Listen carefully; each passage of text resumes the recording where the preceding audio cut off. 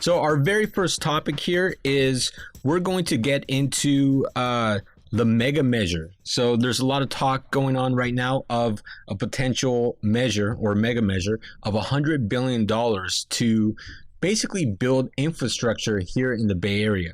So Brian, what's your first take on this? Well, I mean, my first take would be that it would be a great idea. That again, what we were talking about yesterday. I think any type of measure that is going to improve the infrastructure. Again, we're talking about roads and public transportation, or at least that's what we think, because the measure is actually pretty vague. In my opinion, creates different jobs. Although it does create traffic while they're doing all of these infrastructure improvements, I think in the long run, it's overall a good thing.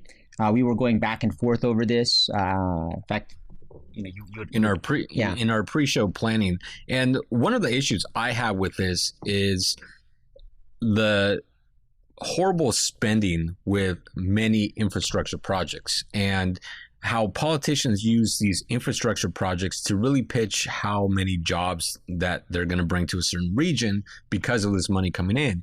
And one of the problems that we see with many infrastructure jobs throughout the nation is that you have these large contractors that get these jobs and they're not really hiring anyone else because they already have the people on board and they're doing these massive projects anyway. So that's one of the problems that I see. And then, of course, we just had Regional Measure 3 that increased the toll bridge to basically fund additional infrastructure, remodeling, retrofit for roads and for the bridges. And so at what point do we need to have another infrastructure on $100 billion? And how many years is this going to last for? Who's going to pay for it? And then just to preface things, so it sounds really great and pie in the sky when the measure is initially proposed. However, when you look at the measure, it's extremely vague, as I pointed out earlier on. It doesn't necessarily say where it's going to go, or for that matter, how it's even going to be raised, whether it's going to be through property owners, through increases in their bonds and assessments, or it'll be some type of other tax or fundraising. So it's again, I think it's one of those things like we talked about in previous shows where a lot of people are running for office, and it's one of those platforms that they like to get behind. It tends to be a little bit ambiguous. It does tend to overpromise, but it doesn't really have a lot of detail. So for now, for me, it sounds like it could potentially be a good idea. I'm going to preface that with, though, depending on what specific type of infrastructure it's spent on.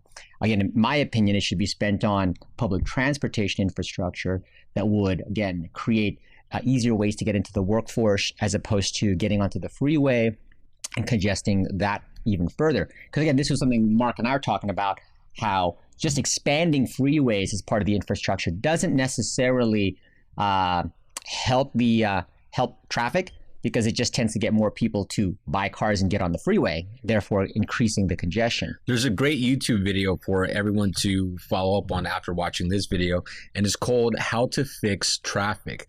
And they basically cover the study that was done in Texas, where they expanded a freeway from like 4 lanes to something ridiculous like 18 lanes. And it was all straightaway. But what happened was their initial idea when they expanded it was to reduce traffic. And instead they had the same amount or a little bit more traffic, and it was taking an hour and 45 minutes to travel 30 miles. Now, keep in mind, that's Texas. You could go really wide because they got so much space. The reason why I bring this up is because this type of study ended up, people were studying the reason why this was happening, and they actually determined or created a formula on how they can track the amount of traffic on an highway.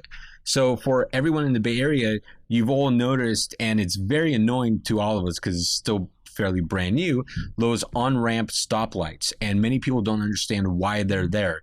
Well, that type of technology and those stoplights at on-ramps came out of the study done down in Texas. And it's basically limiting the amount of traffic that can go onto the freeway at once, which would help reduce the amount of travel time on the highways. Yeah, so in case you're ever wondering why there are those stoplights, it's for that specific reason, where if the money is just spent on widening the freeways, they found it doesn't actually help the traffic problem at all. And we don't have the space here in the Bay Area. So That would be the problem. And the idea is they want to copy what Los Angeles is doing, 120 billion over a 40-year period.